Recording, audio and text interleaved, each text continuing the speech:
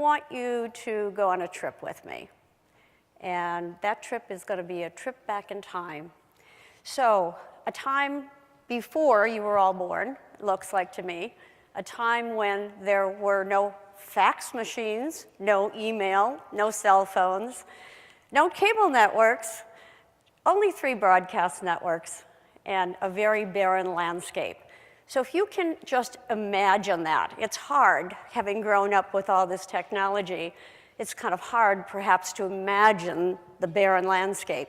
But let me just say, it was post the Civil War, post First World War, Second World War, post the Korean War, kind of when we had the Vietnam War, I guess, but it was in the middle to late 60s that I had my first epiphany about technology.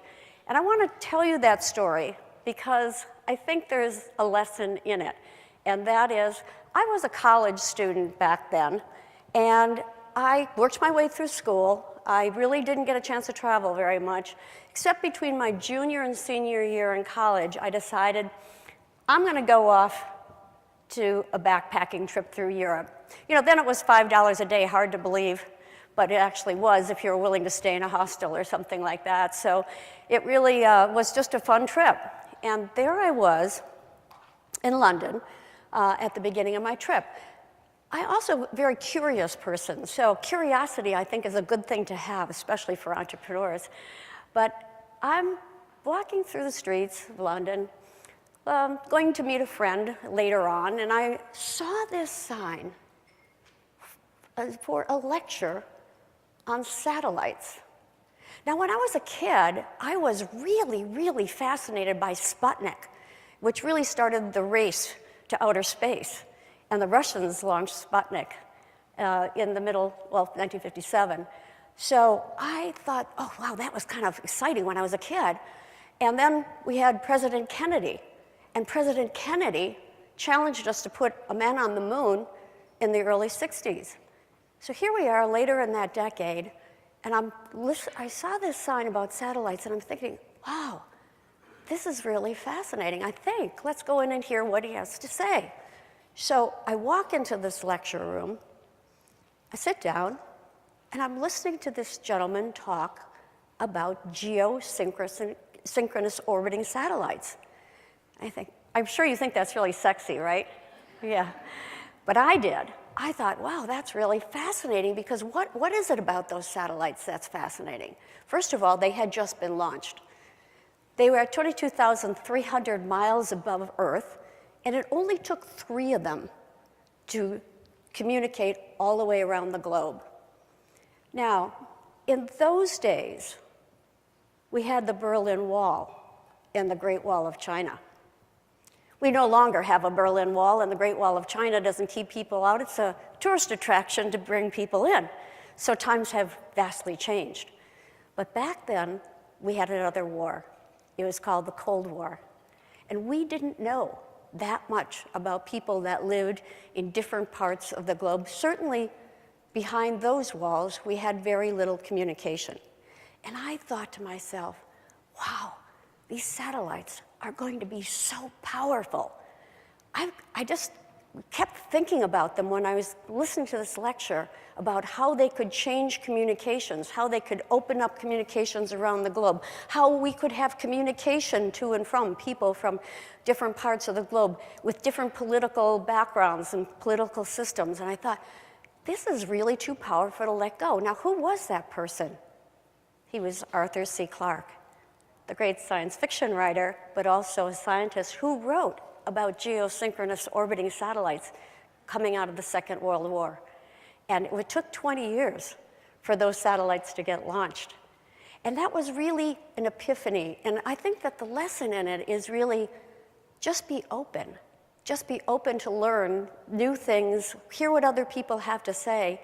And that is something that really powered my career. That was absolutely the moment I got the idea, not to launch a cable network. That wasn't that well formed at that time. But I thought, I've got to do something with this program idea of using these satellites for communications. It took 7 years after that to actually launch what became USA Network. And what did I do in between? I worked in the television business as a producer. I worked in a satellite business, launching satellite stations around the United States to use the communications satellites for the Communications Satellite Corporation. And I worked in the cable industry. And as I did these different things, I got this very clear idea about how these satellites could be used for television programming. Now, when I was a student in school, one of my experiences was being a television producer at a station in Milwaukee, where I am from. And I was there for only 3 months, and I saw all kinds of crazy things going on.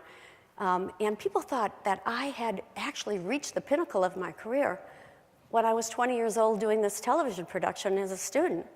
And I thought, this is not the pinnacle of my career. They don't look at me and see who I see. They think this is as far as I'm going to go. They didn't realize I didn't even want to be the president of that television station. I wanted to be the president of NBC. So, right, think big, think big. So I had to start my own network, I mean, this is really what happened. So I went on, and it really came to one other specific date, September 30th, 1975. And that was the night that changed the course of television history. And what was that? I know that people in this room, probably most of you, aren't big boxing fans, but that was the big third boxing matchup between Muhammad Ali and Joe Frazier, still thought of today as the best boxing match ever. We brought that around the globe from Manila to Vero Beach, Florida, from the Philippines to Vero Beach, Florida, live, and demonstrated for congressmen and senators that satellites could be used for commercial purposes. And we thought that, this was really a tremendous breakthrough, because that was actually the night that they decided, yes, allow commercial use of satellites. So 7 long years later, and I know that some of you probably in this room have read Malcolm Gladwell's book, The Outliers, in which he talks about, 10,000 hours of hard work to launch a successful business, or to launch a business even. I'm sure I put in many more than 10,000 hours, and I certainly put in 7 years to get that to go. But it was really an exciting time. We really changed an industry. We had, kind of momentum on our sides, because the cable industry was just a nascent little industry in the backwaters, not in the cities, way in the countryside where people didn't get television signals, and it really was nothing but an antenna system at the time. And I saw the ability to really transform that industry with programming, and I started with all sports programming. So it was my great pleasure to bring all the major sports to cable in the 70s, except the NFL, which came about a decade later. And so really that has changed, and that's enormous business today. I had the great, great pleasure of, not only seeing the disruptive technology, but as was mentioned in the introduction, create the business plan for the cable television networks that gave it 2 revenue streams, and really made it possible to fund the programming for the business. And that's what they're all based on today. But of course today, there's more disruptive technology. And those business models are being challenged today. And so I'm going to talk about that in a few minutes, but I want to say it was a great, great pleasure to go on and build USA Network, bring in entertainment programming. The kind of the things that you see today on the network started back in the sort of the mid-'80s and really progressed and grew over time. I was fortunate enough to at least launch the SyFy channel, and I did it in part. I knew it would be successful because I knew there were enough people that love science fiction programming. And I thought science fiction, fantasy horror, thinking about the concept of content and what people would like. And I did it in part to pay homage to Arthur C. Clarke, because if I had not wandered in that lecture hall that day, I would today be a neurosurgeon operating on people's brains, because that's what I was going to do. And I think actually I'm happier, and those people's brains are happier that I went into the satellite business. So let me just say, it was a wonderful, wonderful ride, and I think if you ever get the great pleasure of being at the beginning of a new trend, of a new industry, and there are many, I'm going to talk a little bit about those in a few minutes, it's a great, great time to be involved because you sort of have the momentum at your back. And I certainly did have the pleasure of timing, even though I had to wait 7 years to be at the goal to get it started. When I left in 1998, I was looking around. I was curious, what is going on? What is new? Do I want to do something else besides be in the television business, which I loved very much, but I thought there's a lot of things going on. And I saw all this money pouring over the transom. There was so much money in venture capital, which many in the room may look at themselves and say, I'm going to be pitching for venture capital. I thought, my gosh, you'd have to drink from a fire hose, $104 billion in 1999. Where are the women? There weren't any, or very few. And I thought to myself, what's wrong with this picture? We have to compete with the capital. We can't operate under capital starvation if we want to build scalable businesses, and I'm into scalable businesses. That's what I love. I love scaling businesses big. I love growing things big.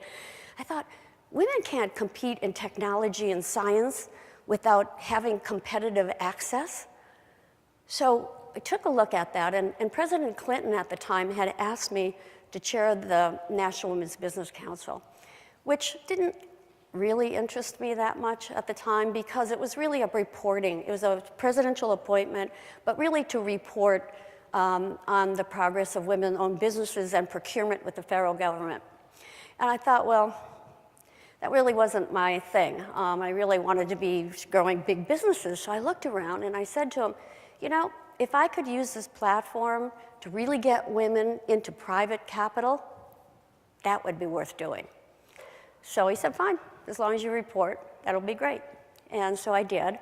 And I got to thinking about how to do this and decided to go to Silicon Valley, mecca of venture capital, and see if we could find enough women to present, to raise capital. And who would they be? And we went out, got some people together, went out in the valley. I remember very specifically, there were 57 women associated somehow with venture capital organizations at that time. Not all of them partners, but some of them marketers, some of them different things. And 36 of them showed up for a meeting. And it was at Heidi Roisen's house, a good friend, Heidi. And it was very interesting to me. Half of them said, go ahead and, yes, this will be great, we'll help you. And the other half said, gee, I don't know if you're going to find them.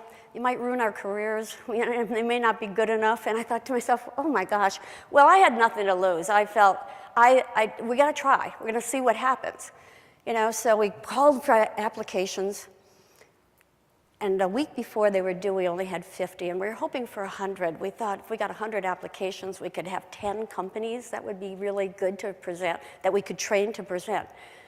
And we were getting a little worried about it, and the night came, and we had 350 applications. This was just, we recruited in the western half of the United States, really. And I thought, wow, this is fantastic. Anyway, what happened there was that we selected 26 of those companies.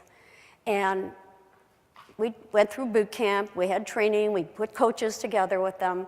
We did a lot, we created a community around them, but we were learning how to do it then. We didn't know exactly the steps, but we earned our way through it, and we got to presentation day. What happened when 250 people from the venture community showed up at the Oracle Conference Center to see these companies? You know what happened? 22 of them got funded.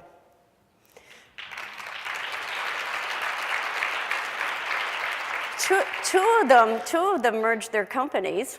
One woman sold her company, and one wasn't funded. That's what happened in that first class, January 27, 2000. And we've never looked back. And I point this out because what you're doing here at Women 2.0 is you are building support systems for each other. And that is really, really an important lesson that we have learned with our companies at Springboard Enterprises. And this is the story of Springboard Enterprises, where we set out to identify women in technology and life sciences who could, we thought really scale companies, who had great companies, were great leaders, could learn, would be coachable, and could scale, could move the company at the velocity needed to satisfy investors. And that's something that we all have to learn how to do it. So let's just think about that for a moment. If you're a microbiologist and you've been in the lab for 20 years doing drug discovery, why would you know how to raise money? That's not what you do. And why would you know anyone in it? Maybe you wouldn't know anyone that was in that business. So you have to be brought into the community, and that's what you're doing here at 2.0, creating this community too. So I think it's really, really important. One of the things I wanted to relate to you is really what has happened in the 13 years since we started this, because it's quite interesting, actually. We've seen about 5,000 companies. We recruit all over the country, and we have companies outside the country, a total of 537 to date that have been presented. Well, what is interesting about those companies is 83% of them do raise the capital. 80% are in business today over 13 years, which is just so far greater than the national averages, that we're proving that women can scale, grow, and continue to run scalable companies, and I think that's really important. Together, these companies have raised $6.2 billion in capital. $6.2 billion, and growing. And what is interesting is that over a third of them have had positive liquidity events already for their investors, including 10 IPOs. The first was 51 Job of China, and Kathleen Chen, who presented that company in 2000, still is the COO and the CFO of that company. It is really essentially the Monster.com of China. It went public in 2004. But other companies that you would know, I think, iRobot, that does the Roomba and vacuum cleaner and the Scuba. When they came to us, they're actually robotic producers for the federal government, for Defense Department. And they came to raise money for their commercial product. And Helen Greiner is the CEO at the time. She had two partners. They did very well. It went public also in about 2007. Constant Contact, you probably know, and Zipcar. I'm a Zipcar user. I hope all of you will be or are. If you're living in an urban area or around a college campus, it's a great service. So some of these are well-known companies to people because they've gone public, but there are many, many great companies that have really sold to their strategic partners and so forth. So I think there's really a lesson here that I'd like to convey to the audience, is that really creating a community and an ecosystem around women entrepreneurs who are looking to start and grow businesses and learn from one another, learn from the lawyers and the accountants and the supply people and the service people in the industry who are out there to help you, to get the right coaches, to have the right advisors around your team, to really seek out people that are doing similar things that you are doing because you can learn from each other. That's what's really, really important. And that's what women didn't have when we started this. That's what women didn't have. It's maybe, it's a different time. It was 13 years ago. But we are growing with these lessons, and we are becoming more and more involved in really how do you grow, scale, and sustain businesses. So I hope those little lessons that I brought through will resonate with you, and you'll keep them in mind. I wanted to spend a little bit of time, because this conference is about 2020, and I have to tell you that I get so much joy out of helping women and looking at their different businesses, and I work with men too sometimes. I think it's good to have the combination actually within companies. And I think that you learn so much, even as the mentor, even as a person working with companies. I learn so much about what is coming down the pike. And I've become a strong devotee of exponential growth, exponential thinking about technology. And what is that? That is, we've reached a real aperture of when technologies are scaling extremely rapidly. We'd gone around for a couple decades of technology sort of coming along through the semiconductors and the internet and all these types of technology. Today, things are taking off at such a rapid pace you'd say, where should I be looking to find the next big idea, the next big thing going forward? So I wanted to show you this slide that I thought was very interesting. Every 60 seconds, all of these things in communications, because that's the area that I come from, happen. Blog posts, for every 60 seconds, for every minute, 510,000 comments on Facebook, 370,000 voice calls on Skype, and on, and you can see around these, every 60 seconds of our life right now, and this is only going to accelerate. So you say to yourself, yikes. When I started off, we had sort of a very plain landscape, as I pointed out at the beginning of this talk. Now, this is the landscape that we're in. This is an amazing amount of communication and data, things that are circulating in our environment every single minute of our lives. So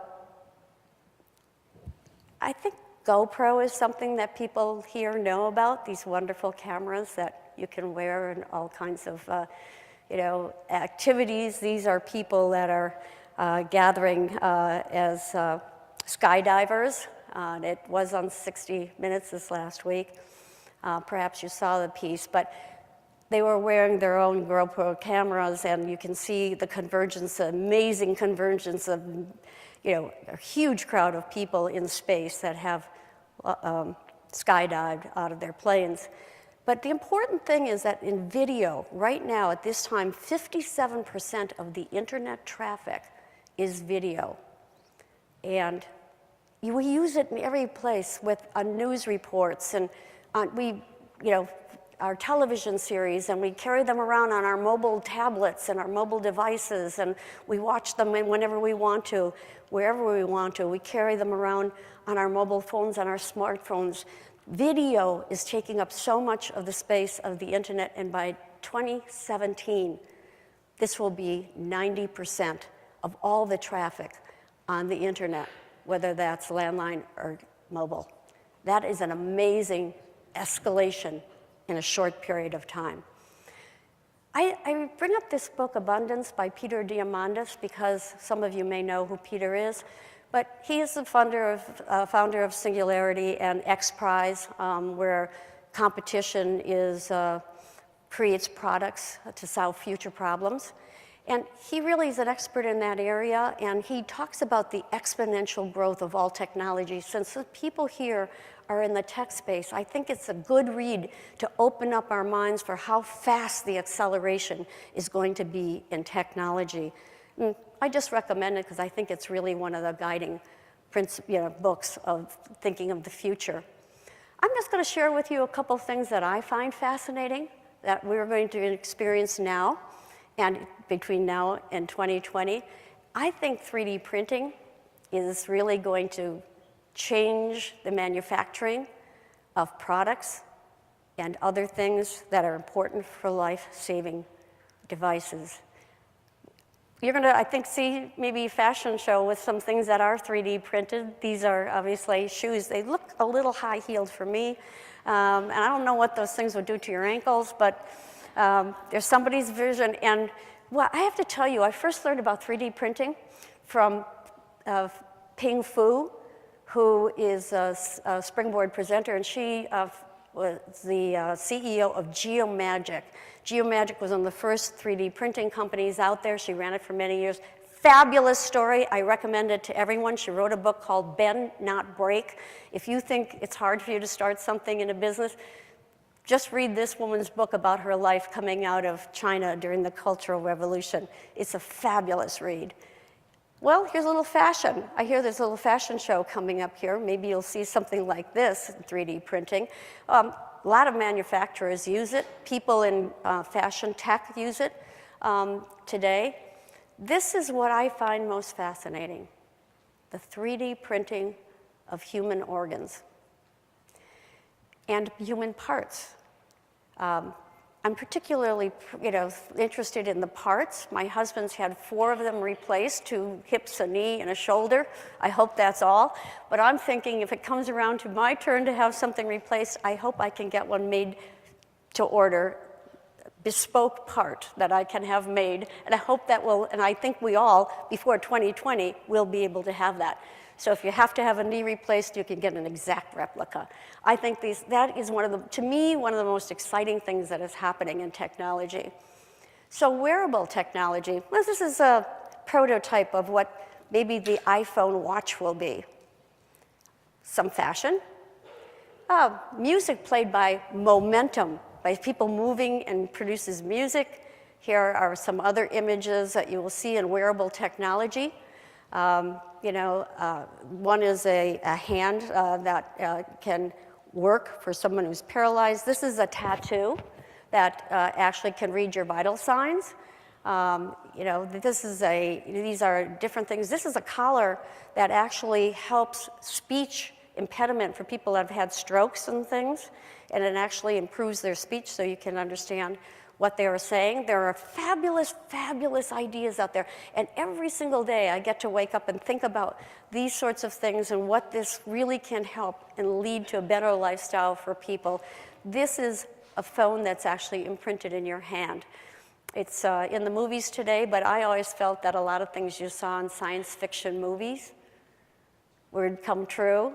And many of them actually do. We can now talk into our watch if we want to, and I wanted to do that when I was a kid. Education and technology, this is something that's really a fabulous area that is really morphing with the big changes that are going on. I think that what is happening with the MOOCs and what is happening with free education, entering into the paid education arena, is really escalating now, but we're going to see how that all turns out. We really don't know yet, but I think a fabulous area for everyone. We can be in mobile. This is a hologram. That person's actually not there. He is a hologram sitting at a table talking to students in his class. Can you imagine that? And we had that at Singularity University last year when Ray Kurzweil gave a speech. And that was really fabulous to sit there and have him sitting there as a hologram. So I thought it really did work wonderfully. So wonderful things are going to happen in this area, I think. And you have the wonderful opportunity to be in any of these areas. That technology is applied to so many different areas of development, literally every industry. Right now, for example, in New York, we're looking at fashion tech as a major, an evolving process in New York that really integrates the fashion, the design, yes, but all the back office stuff that happens in the fashion world and in delivering retail is changing so much with mobile payments, with all kinds of things where people can integrate everything. And I'm sure everybody in this room knows how to do a lot of that, but the retailers aren't quite up to speed, and they really have to change. And so I think there's going to be just a tremendous amount there that we're going to see. These are just a few of the things that I wanted to point out because we wanted to look at, well, what's coming up for 2020. I think the world is so open, so full of ideas. Yes, they're competitive. Yes, it's hard to do some of these things, but you live in a world of infinite possibilities, and I hope you will enjoy them and relish with your opportunity to participate in them, as I did. Thank you.